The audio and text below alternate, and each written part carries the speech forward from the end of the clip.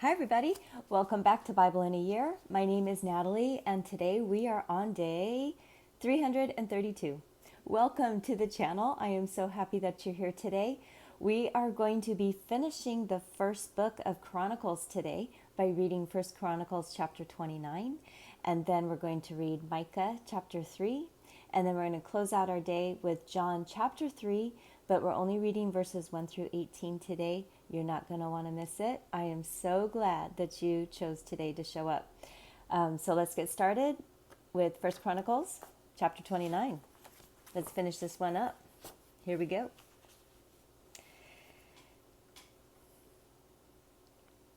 David the king said to all the assembly, Solomon my son, whom alone God has chosen, is yet young and tender, and the work is great. For the palace is not for man, but for Yahweh God. Now I have prepared with all my might for the house of my God the gold for the things of gold, the silver for the things of silver, the bronze for the things of bronze, iron for the things of iron, and wood for the things of wood. Also onyx stones, stones to be set, stones for inlaid work of various colors, all kinds of precious stones, and marble stones in abundance.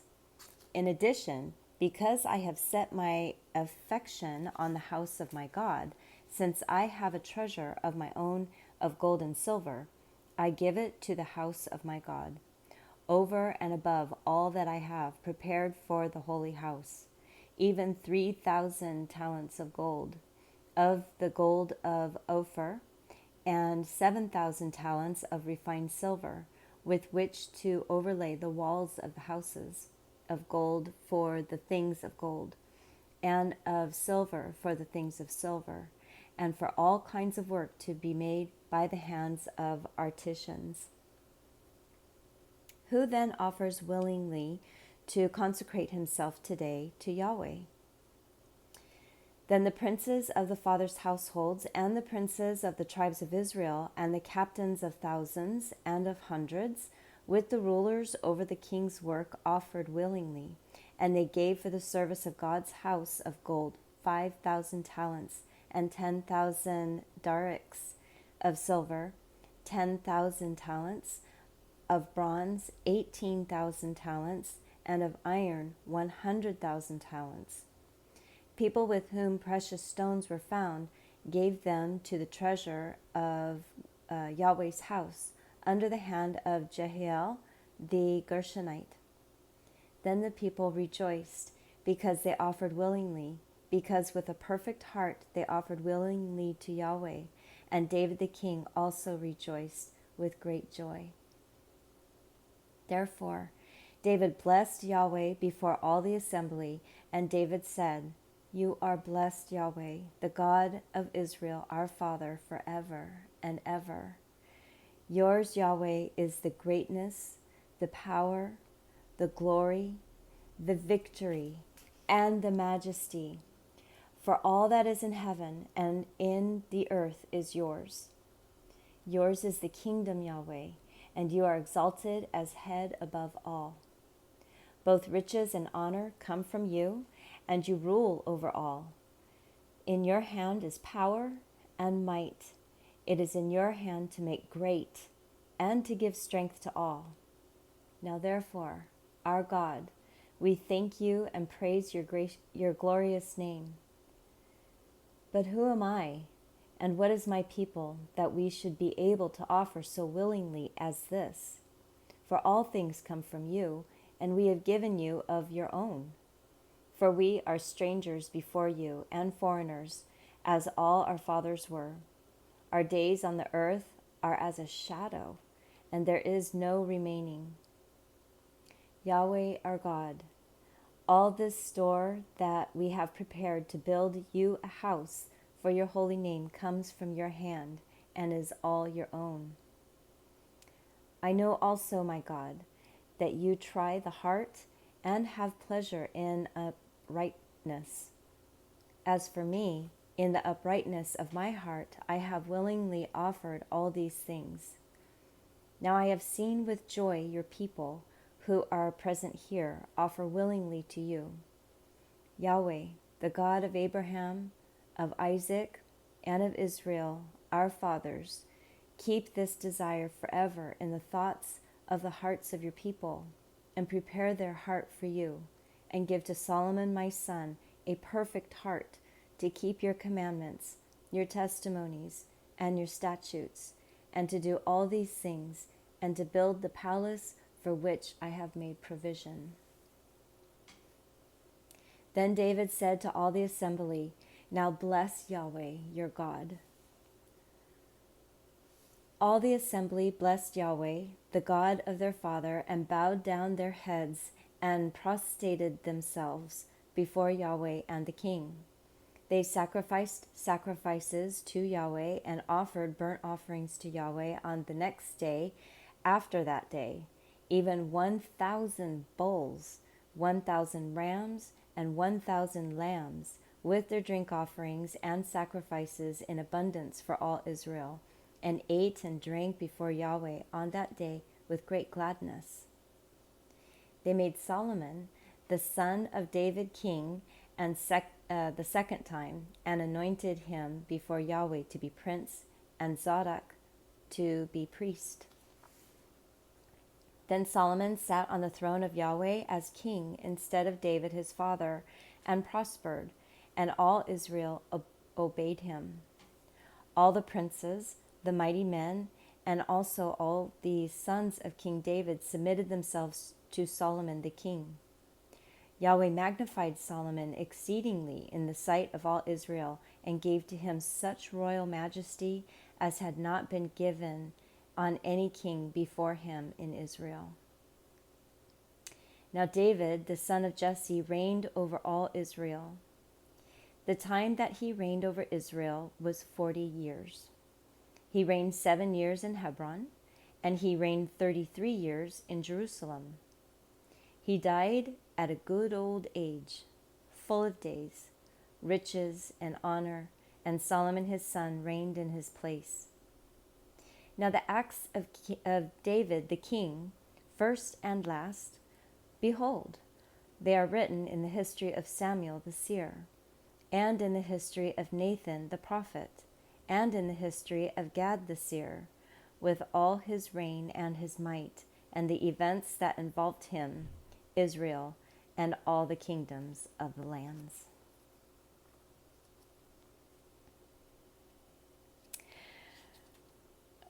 Okay, guys, that was really cool. But nerd alert, sorry. Verse 7, when they start talking about the weights, I don't know why it's so important for me to be aware of this. Maybe you need to hear it too. And they gave for the service of God's house of gold 5,000 talents and 10,000 darks and 10,000 talents of bronze. So all this gold and silver and bronze and everything. So a single talent, okay, we're talking 5,000 talents, 10,000. A single talent is about 30 kilograms or 66 pounds. When we get to, let's see, verse 4, even 3,000 talents of gold, of the gold of Ophir. So they're saying about 210 metric tons. That is a lot, folks. Man. Oh, that is a lot. All right. Here we go. Micah chapter 3. I said, please listen, you heads of Jacob and rulers of the house of Israel. Isn't it for you to know justice? You who hate the good and love the evil, who tear off their skin and their flesh from their bones, who also eat the flesh of my people and peel their skin from off of them, and break their bones and chop them in pieces, as for the pot, and as meat within the cauldron. Then they will cry to Yahweh, but he will not answer them. Yes, he will hide his face from them at that time, because you made their deeds evil. Yahweh says concerning the prophets who lead my people astray, for those who feed their teeth, they proclaim peace. And whoever doesn't provide for their mouths, they prepare war against him. Therefore, night is over you with no vision, and it is dark to you that you may not divine. And the sun will go down on the prophets, and the day will be black over them. The seers shall be disappointed, and the diviners confounded. Yes, they shall cover their lips, for there is no answer from God. But as for me, I am full of power by Yahweh's Spirit, and of judgment, and of might, to declare to Jacob his disobedience, and to Israel his sin. Please listen to this, you heads of the house of Jacob, and rulers of the house of Israel, who abhor justice and pervert all equity, who build up Zion with blood and Jerusalem with iniquity. Her leaders judge for bribes, and her priests teach for a price, and her prophets of it tell fortunes for money. Yet they lean on Yahweh and say, "Isn't Yahweh among us? No disaster will come on us." Therefore, Zion, for your sake, will be plowed like a field, and Jerusalem will become heaps of rubble, and the mountain of the temple like the high places of a forest.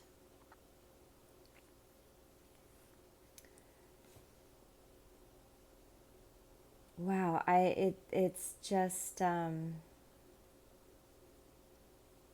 Verse 9, please listen to this, you heads of the house of Jacob and rulers of the house of Israel. I would like to say, please listen, church. Please listen, church. Who abhor justice and pervert all equity. Who build up Zion with blood and Jerusalem with iniquity. Her leaders judge for bribes, and her priests teach for a price,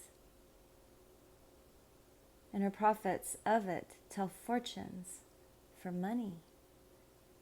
Yet they lean on Yahweh and say, "Isn't Yahweh among us? No disaster will come on us."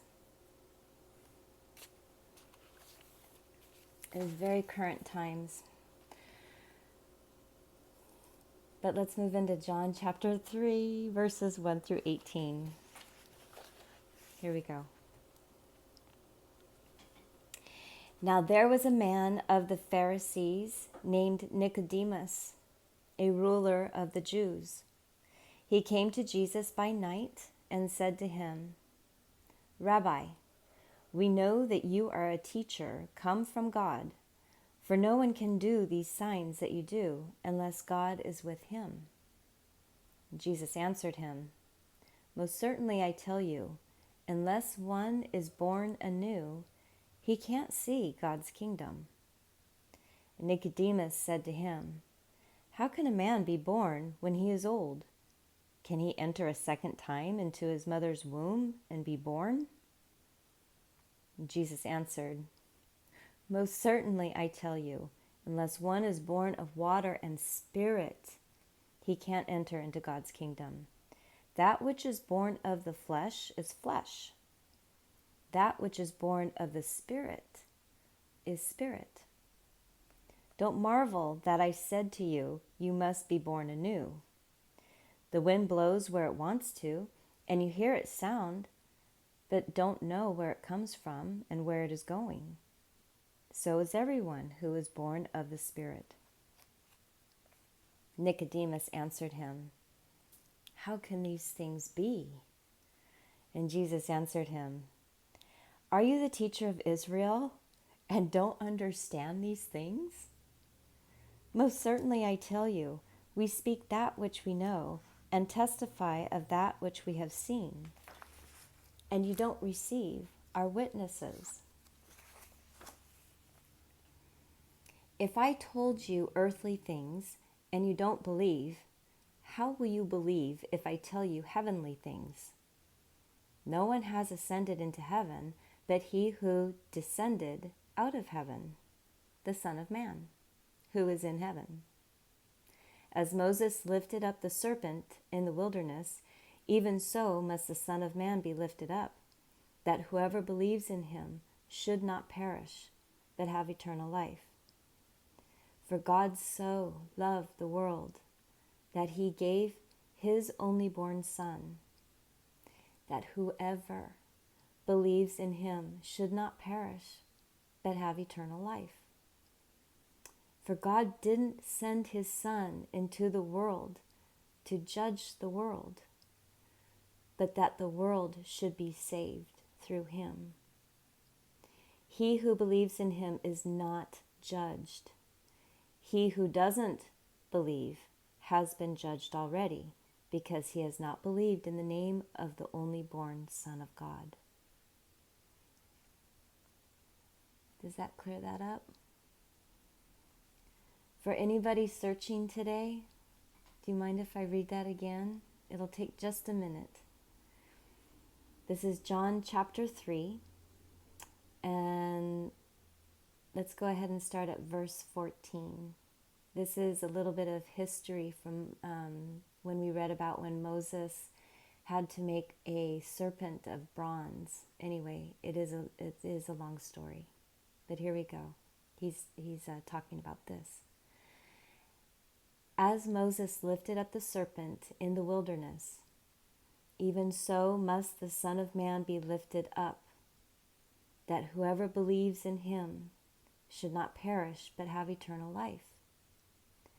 For God so loved the world that he gave his only born Son, that whoever believes in him should not perish but have eternal life.